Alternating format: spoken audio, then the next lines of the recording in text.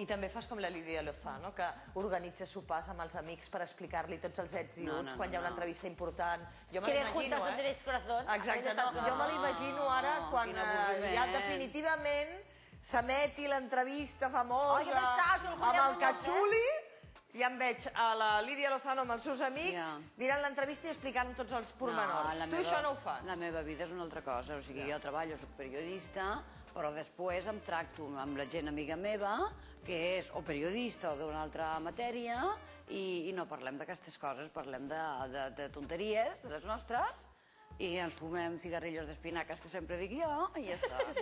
Però no parlem de res. Ai, és com una Mary Poppins, m'encanta. O sigui, espinaques, marihuana, no? No, no ho sé, espinaques. Jo un dia vaig escriure que la reina, que només fumava un cigarret al dia, i jo vaig escriure, ella com és vegetariana, fuma cigarrillos d'espinaques com jo. Ja està. Espinaques secas. Espinaques secas.